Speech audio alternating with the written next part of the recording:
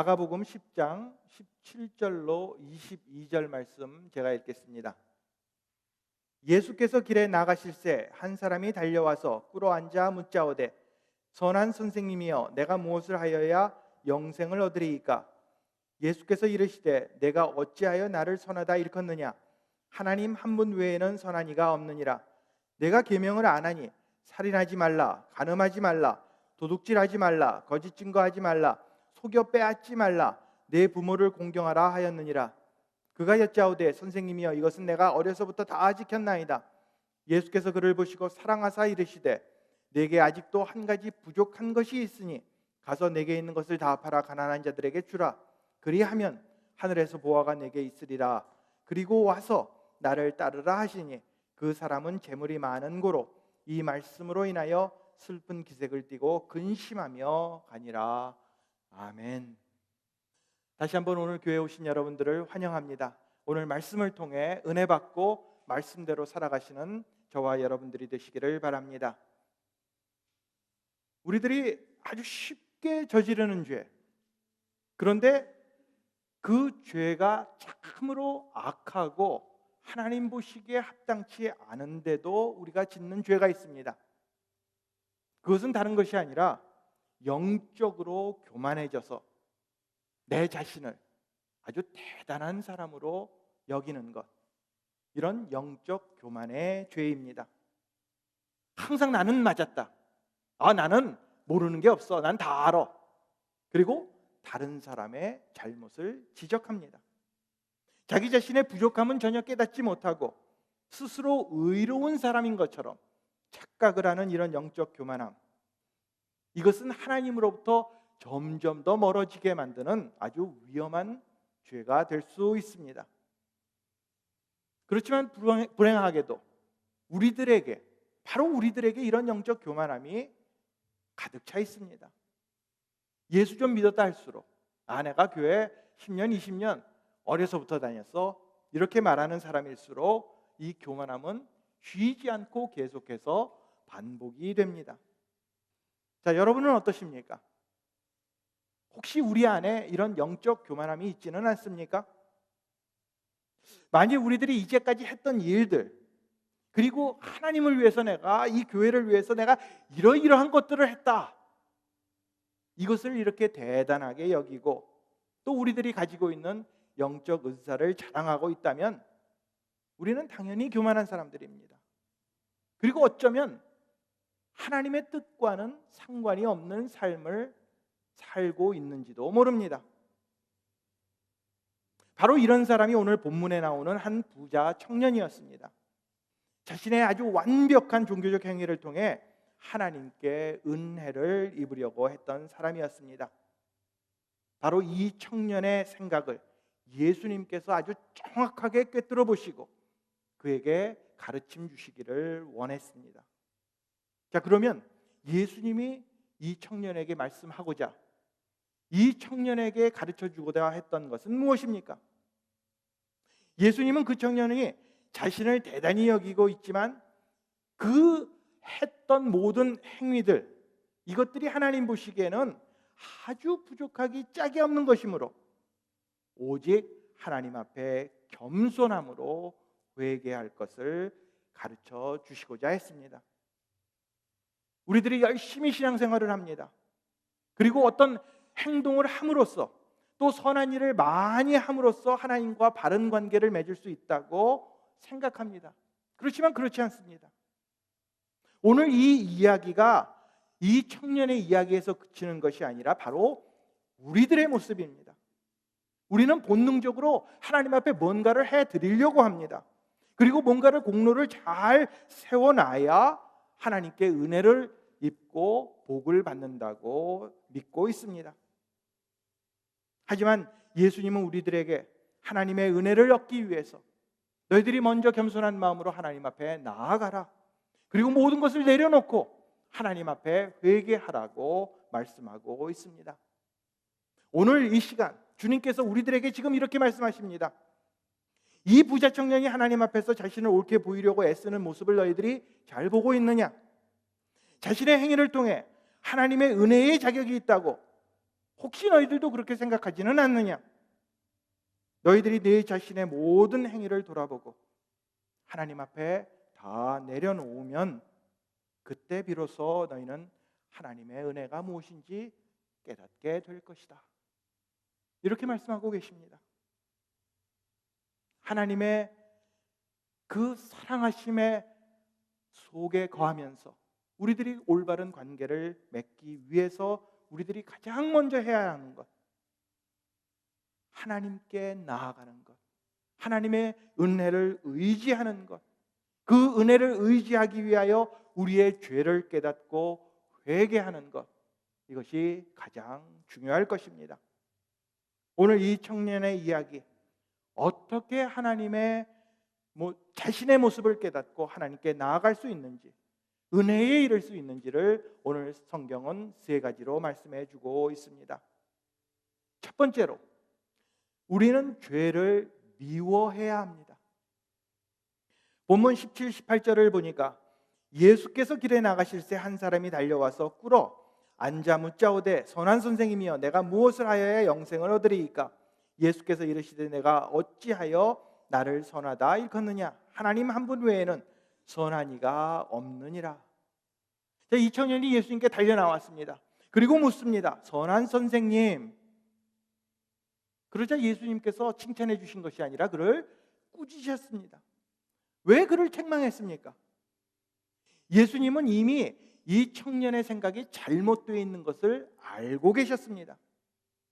자신이 했던 선한 행동을 바탕으로 해서 하나님을 이해하려고 했습니다. 그래서 인간적인 의미를 가지고 선한 선생님 이렇게 불렀던 것입니다. 하지만 하나님은 하나님 한 분밖에 선한 분이 안 계심을 말씀하고 있습니다. 우리의 선함, 우리가 아무리 착한 일을 많이 하고 우리들이 아무리 선한 마음을 갖는다 하더라도 그것은 하나님의 선하심과는 비교가 될 수 없습니다. 그런데도 이 청년은 자기의 모습을 나타내기 위해서, 자기가 이만큼 잘했다는 것을 보여주기 위해서 내가 무엇을 할 수 있습니까? 라고 물었던 것입니다. 그러자 예수님의 대답은 19절에 내가 계명을 안 하니 살인하지 말라, 간음하지 말라, 도둑질하지 말라, 거짓 증언하지 말라, 속여 뺏지 말라, 내 부모를 공경하라 하였느니라. 이렇게 말씀하십니다. 정말로 우리들이 계명만 잘 지키면 구원을 얻게 됩니까? 그렇지 않습니다. 예수님은 이 청년의 그 교만의 병이 아주 깊음을 아시고 일부러 이렇게 대답해 주셨습니다. 이 청년이 한 말, 내가 무엇을 해야 영생을 얻을 수 있습니까? 이 말 속에는 그의 교만함이 아주 그대로 묻어나옵니다. 얻는다라는 말은 원어로 상속을 받는다라는 말입니다. 여러분 상속받을 때 뭔가를 하십니까? 상속이란 말은 우리가 뭔가를 열심히 노력해서 받는 것은 상속이 아닙니다. 상속은 그냥 아무런 노력 없이도 그저 그대로 받게 되는 그런 말입니다. 이 청년의 말 속에는 내가 뭘 해야 되는 것이 아님을 잘 알고 있습니다.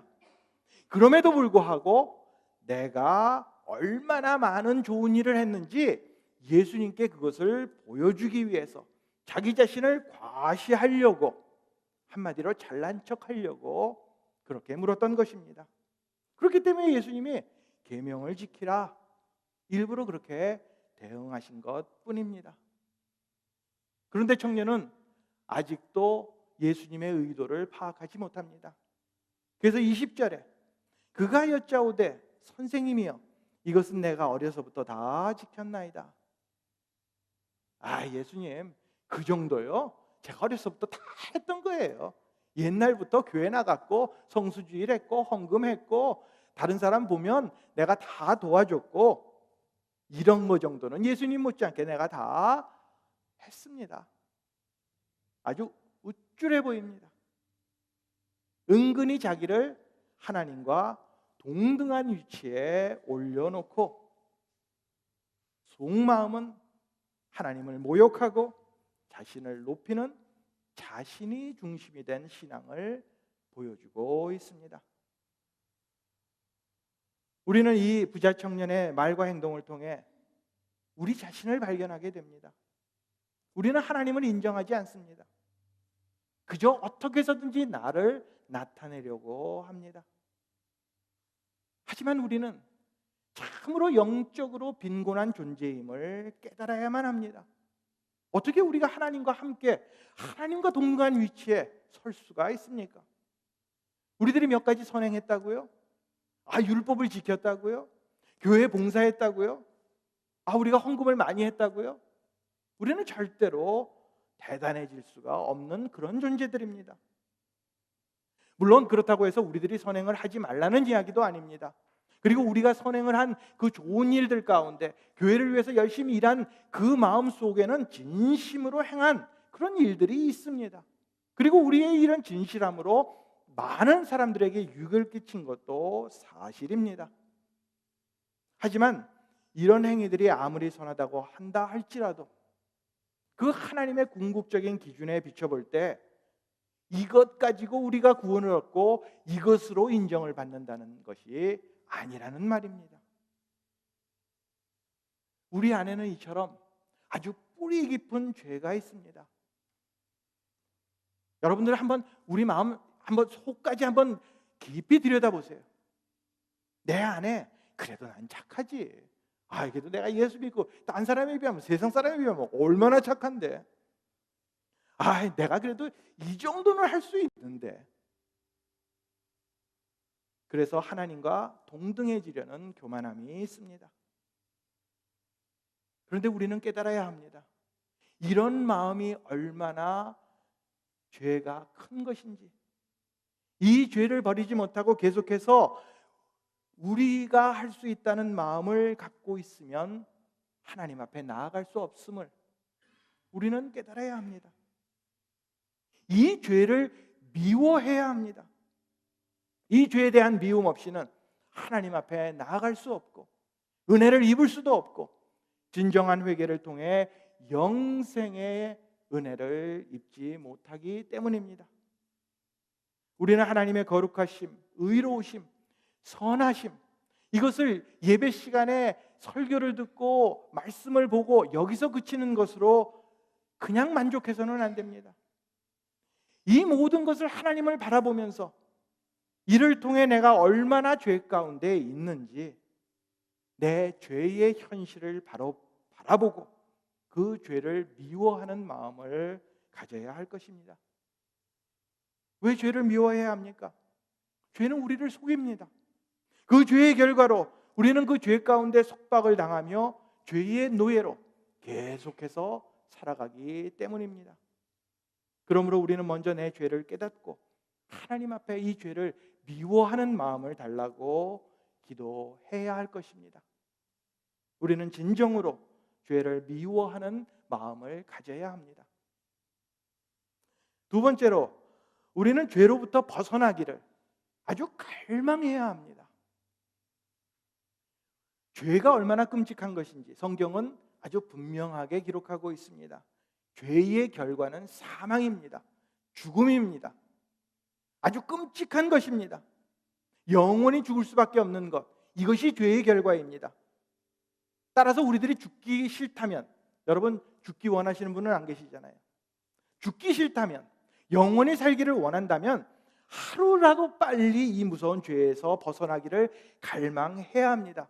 그냥 가만히 놔뒀다가는 영원히 죽겠다라는 우리 마음속에 아주 위급한 마음이 있어야 하나님께로 나아가게 될 것입니다. 자, 그러면 어떻습니까? 우리들이 지금 우리 마음속에 그런 위급한 마음이 있습니까? 우리는 죄로부터 벗어나기를 갈망하기는커녕 오히려 죄를 향하여 달려갑니다. 다시 이 부자 청년을 보겠습니다. 이 청년은 예수님의 그런 지적을 받았음에도 불구하고 죄로부터 벗어나기를 원하지 않았습니다. 만약에 이가 죄를 미워하고 이 죄로 벗어나기를 원했다면 당연히 예수님 앞에 무릎을 꿇고 주님, 제가 잘못했습니다. 베드로처럼 주님, 제가 죄인입니다. 이렇게 고백을 해야 했습니다. 그런데 어디를 봐도 그는 그렇게 했다는 말이 없습니다. 단지 나는 율법을 다 지켰습니다. 이렇게 말한 것뿐이었습니다. 실제로 하나님의 말씀이, 하나님의 율법이 그에게 무엇을 요구하는지도 이 청년은 몰랐습니다. 그렇기 때문에 자신을 솔직히 드리지도 못한 그러한 죄 가운데 있었습니다. 하나님 앞에 마음을 열지 않는 우리들의 모습을 보는 것과 똑같습니다. 성령이 우리의 마음을 움직여줍니다. 감동시켜줍니다. 우리들이 기도할 때, 우리들이 말씀을 볼 때, 우리들이 주일날 와서 예배를 드릴 때 성령께서 우리의 마음을 막 움직입니다. 그래서 우리 안에 있는 죄가 얼마나 무서운지를 깨닫게 해주시는데도 우리는 일부러 모른 척합니다. 아닌 척합니다. 죄에 대한 고백을 하고자 하는 마음조차 없고, 죄가 우리의 영혼을 조금씩 죽여가고 있는데도 태연하게 남의 일 보는 것처럼 그냥 넘어가려고 합니다. 우리들도 청년과 다를 것이 없습니다. 우리 안에 죄로부터 벗어나고자 하는 갈망이 전혀 없습니다. 그렇다면 이 청년이 예수님께 나온 동기가 뭡니까? 왜 왔습니까? 예수님께 와서 영생을 얻는 길이 무엇입니까? 그걸 정말로 물어보기 위해서 나왔습니까? 이렇게 계명을 잘 지키는 청년이라면 무엇을 해야 되는지 너무나도 잘 알고 있었을 것입니다.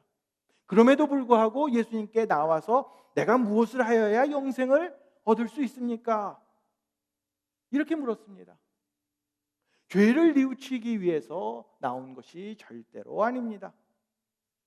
오히려 그는 내가 한 일에 대한 보상을 예수님께 물어보고자 했던 것입니다. 17절은 다음과 같이 기록합니다. 예수께서 길에 나가실 새 한 사람이 달려와서 꿇어앉아 묻자오되 선한 선생님이여 내가 무엇을 하여야 영생을 얻으리이까? 이 말의 속뜻은 나는 어려서부터 말씀을 잘 지켰습니다. 교회 잘 다녔습니다. 나쁜 짓 하나도 하지 않았습니다.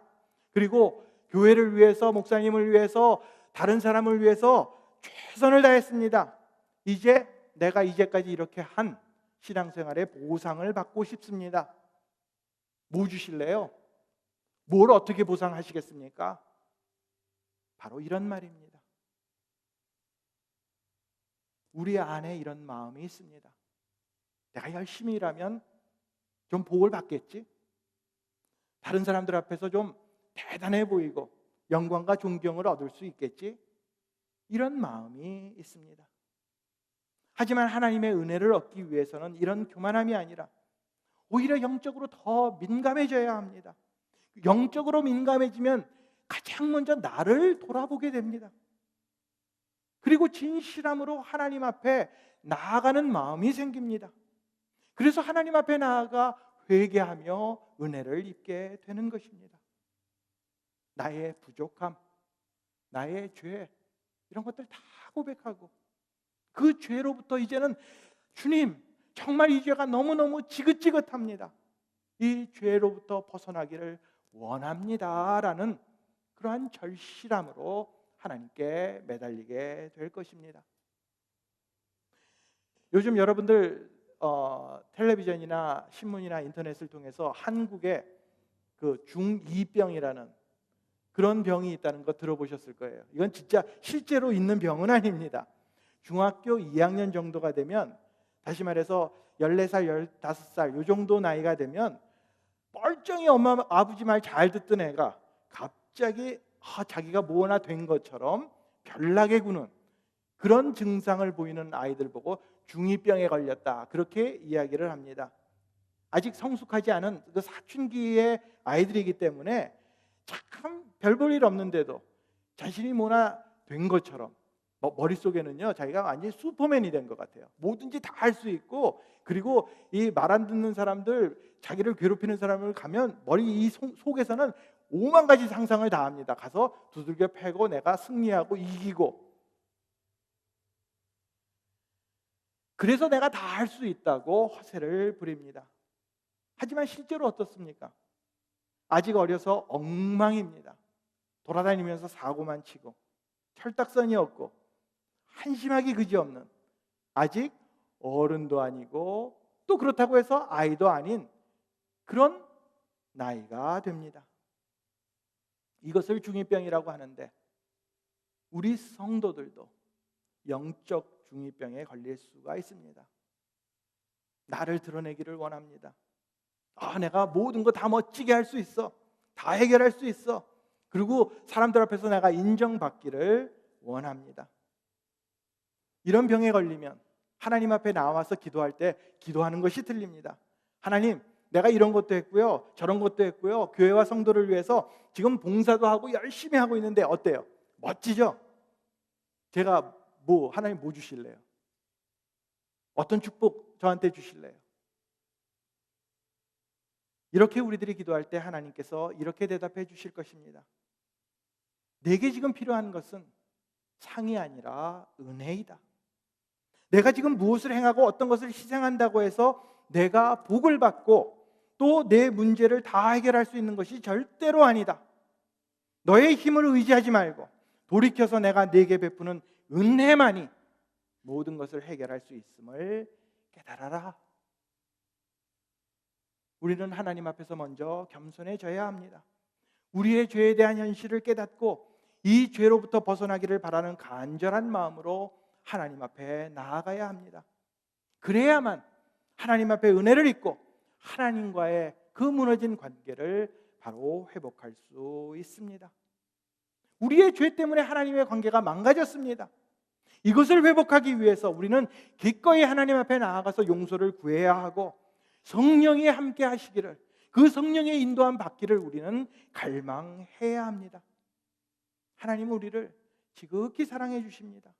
혹시라도 벌 주시면 어떠지? 혹시라도 나를 뭐라고 그러시면 어쩌지? 하는 마음으로 죄를 숨겨서는 안 됩니다. 사실 숨길 수도 없습니다. 오히려 하나님의 사랑을 기억하고 겸손히 하나님께 나아가서 그 관계가 바로 되기를 하나님 앞에 구하면 하나님께서는 그 무한하신 사랑을 우리에게 다시 한번 풍성히 체험할 수 있도록 은혜를 베풀어 주실 것입니다. 우리는 죄로부터 벗어나기를 갈망해야 합니다. 세 번째로, 우리는 예수님으로 참 기쁨을 얻어야 합니다. 자, 첫 번째로 죄를 미워하고 그 다음에 죄로부터 벗어나고자 하는 그 간절한 마음을 우리는 가져야 합니다. 그렇게 되면 우리는 우리 죄를 하나님 앞에 바로 내놓을 수 있게 됩니다. 그런데 이 회개한다는 것이 내가 하는 것이 아닙니다. 그리고 또 내가 뭘 하나님 앞에 다 아랜다고 그치는 것도 아닙니다. 하고 싶어도 되는 것도 아닙니다. 내 안에 하나님을 사랑하는 마음이 있기 때문에, 그래서 하나님 앞에 나아가는 것입니다. 나를 더 사랑하는 사람, 내가 중심이 되어 신앙생활하는 사람은 하나님 앞에 간절한 마음으로 매달릴 수가 없습니다. 오늘 본문에 나오는 이 부자 청년은 어떻게 했습니까? 안타깝게도 이런 하나님에 대한 사랑, 하나님에 대한 열망이 없고 그는 계속해서 자기 자신에게 집착을 합니다. 먼저는 자신의 의를 자랑했고 자신을 과장된 모습으로 하나님 앞에 내세웠고 건방을 떨었던 그러한 모습으로 자신을 주님께 보여드렸습니다. 그런데 이 어리석은 청년의 모습을 보신 예수님의 반응은 아주 뜻밖입니다. 21절 상반절을 봅니다. 예수께서 그를 보시고 사랑하사 이르시되. 제가 만약에 예수님이면 너 일로 와봐, 꿈마을 한 대 빵 쳤을 것 같아요. 내가 지금 몇 번 얘기하니? 내가 지금 얘기하는 거 못 알아듣겠어? 아니, 이렇게 멍청할 수가 있나? 이렇게 한마디 해줬을 것 같습니다. 그런데 예수님은 그렇게 하지 아니하시고 미워하지도 아니하시고 물리치시도 아니하시고 적어도 야, 가, 됐어, 그만해, 가, 이랬을 것 같은데 오히려 성경은 그를 보시고 사랑하사. 예수님은 자신을 대단한 존재로 착각하고 있는 청년을 사랑해 주셨습니다. 우리는 이 하나님의 놀라우신 사랑을 깨달아야 합니다. 우리도 죄를 짓습니다. 우리도 방황하고 있습니다. 의도적으로 주님을 멀리합니다. 그러나 설령 우리들이 그런 모습 가운데 있을지라도 우리는 주님께서 우리를 사랑해 주심을 믿고 주님께로 돌아가야 합니다. 한 번은 제가 중학교 때 친구들과 어울려서 실컷 놀다가 친구들이 갑자기 또 영화를 보러 가자고 그러더라고요. 중학생이 봐서는 안 되는 영화 대부, 그거를 친구들과 몰래 보러 갔습니다. 영화 볼 때 얼마나 재밌는지 그냥 정신없이 그 대부 아주 긴박감에 가슴을 콩당콩당 하면서 봤습니다. 그런데 극장에 들어갈 때는 환했는데 그 영화가 굉장히 길었거든요. 다 끝나고 딱 나오니까 밖이 깜깜하더라고요. 앞이 다 노래지더라고요. 이제 집에 가면 혼나겠구나. 어떻게 하냐. 집에 들어가기가 싫었습니다. 하지만 뭐 방법이 있습니까? 할 수 없이 이제 늦게 집으로 들어가면서 이제 예상하기는 이제 들어가면 반 죽었다. 근데 막상 들어가니까 부모님은 몹시 화나셨지만 저를 반가이 맞아 주셨습니다. 정말 다행이다. 어디 잘못된 데 없니? 그리고 저녁밥은 먹었니? 하면서 저녁을 챙겨 주셨습니다. 저는 밥도 못 얻어먹고 실컷 두들겨 맞고 자리라고 그렇게 예상을 했는데 그렇게 따뜻히 말씀해 주셨습니다. 얼마나 다행이었는지. 물론 다음 날 아침에는 내가 뭘 어떻게 하다가 왔는지 계속 추궁을 당하고 혼난 것은 사실이었습니다. 이렇게 부모님께서 자녀를 징계하는 것, 자녀를 사랑하기 때문입니다. 부모님의 보호와 관심이 없으면 자녀는 바른 길로 나아갈 수가 없습니다. 이와 마찬가지로 하나님은 우리들이 죄를 미워하고 죄로부터 돌아오기를 바라고 계십니다. 그래서 21절에 예수께서 그를 보시고 사랑하사 이르시되 내게 아직도 한 가지 부족한 것이 있으니 가서 내게 있는 것을 다 팔아 가난한 자들에게 주라. 그리하면 하늘에서 보화가 내게 있으리라. 그리고 와서 나를 따르라. 다시 한번 그에게 기회를 주십니다. 마음속에 하나님이 없는 이 교만한 청년에게 사랑의 눈길로 그를 긍휼히 여기시고 회개할 수 있는 기회를 주십니다. 내가 가진 건, 내가 사랑하는 것들 다 버리고 주님만을 따르라고 그렇게 말씀하고 있습니다. 자, 그러면 어떻게 해야 합니까? 이 청년은 회개하는 마음을 가지고 그 자리에서 모든 것을 다 내려놓고 주님을 따랐어야만 했습니다. 하지만 그는 회개하지 않고 돌아갔습니다. 22절에 그 사람은 재물이 많은 고로 이 말씀으로 인하여 슬픈 기색을 띠고 근심하며 가니라. 걱정하면서 돌아갔습니다. 왜 이렇게 슬픈 모습으로 돌아갔습니까? 예수님이 그 사람의 재물을 다 뺏기라도 했습니까? 뺏지 않았습니다. 그는 아직도 여전히 많은 재산이 있습니다. 그러면 왜 근심을 했습니까? 이유는 간단합니다. 그 안에 예수님을 가지지 못했고 주님을 따르기를 원치 않았기 때문입니다. 그에게는 많은 돈이 있었습니다. 바로 이 돈이 하나님을 대신합니다. 이 돈 때문에 하나님과 교제하는 것을 막는 장애물로 그의 인생은 영생관 거리가 먼 그러한 결과를 낳게 되었습니다. 예수님을 만난 귀한 기회를 가졌음에도 불구하고 주님과 동행하는 복을 거부했던 것입니다. 하나님은 그 무엇보다도 비교할 수 없는 놀라우신 분임을 우리는 깨달아야 합니다. 이 주님 앞에 나아가서 우리는 우리의 모든 것을 정말 우리가 가지고 있는 것 별거 아니지만 하나님 앞에 다 내놓아야 합니다. 그리고 하나님 앞에 회개의 눈물을 흘리며 주님께로 나아갈 때 주님은 우리를 받아주시고 우리 안에 기쁨을, 참 기쁨을 허락해 주실 것입니다. 하지만 우리들이 죄를 미워하지 않고 그 죄를 애통해하지 않고 그냥 우리 그대로 있기를 원한다면 우리는 회개에 이를 수가 없습니다. 그렇게 되면 하나님과 동행할 수 없고 하나님의 은혜가 무엇인지도 모르고 참 기쁨을 누리지 못하게 될 것입니다. 우리들이 가진 것으로 우리는 진정한 만족, 기쁨을 누리지 못함 우리는 잘 알고 있습니다.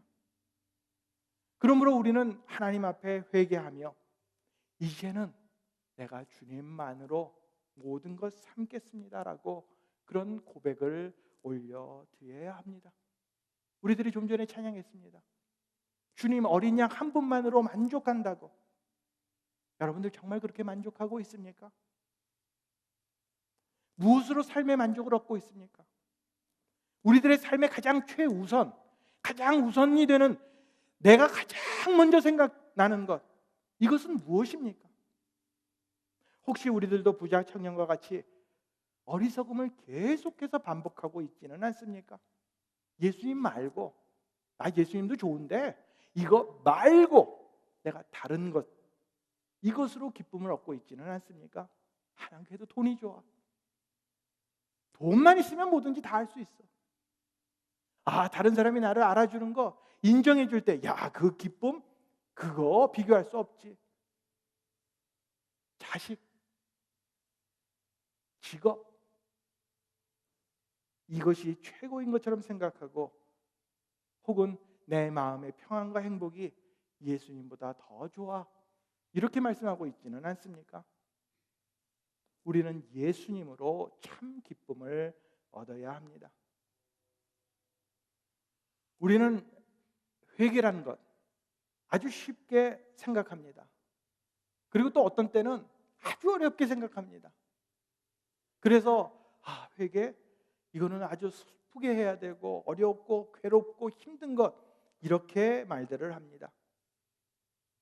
하지만 회개가 없으면 우리는 진정한 기쁨을 누릴 수가 없습니다. 왜냐하면 회개가 있어야 하나님의 은혜의 자리로 나아가기 때문입니다. 하나님이 지금 우리의 죄를 슬퍼하며 애통할 것을 요구하고 계십니다. 회개라는 것이 그저 어금니를 꽉 깨물면서 주먹을 꼭 쥐고 내가 이렇게 할 거야 다짐하고 결심하는 것, 아니면 울면서 죄를 뒤집어 쓰는 것, 이것만을 의미하지 않습니다. 회개라는 것은 내 영혼을 돌아보고 내 죄를 깨닫고 탄식하며 우리 영혼으로 하나님을 찾는 것을 말합니다. 이렇게 하나님께서 거저주시는 회개의 은혜를 우리들이 이해할 때, 믿을 때, 받아들일 때 우리의 심령에는 진정한 기쁨이 넘치게 될 것입니다. 더 이상 우리 자신을 과대포장하지 마시기 바랍니다. 이 부자 청년처럼 나는 어려서부터 다 했습니다라고 자만하지 마시기 바랍니다. 그리고 또 예수님의 말씀을 듣고 다 알고 이해하면서 슬픈 기색을 띠고 근심하며 주님을 떠나가지 마시기 바랍니다. 하나님의 은혜, 지극한 그 하나님의 사랑을 깨닫고 어린 아이와 같은 심령으로 하나님을 섬기며 기뻐하며 주 안에서 주님으로 인한 기쁨을 회복하시기 바랍니다.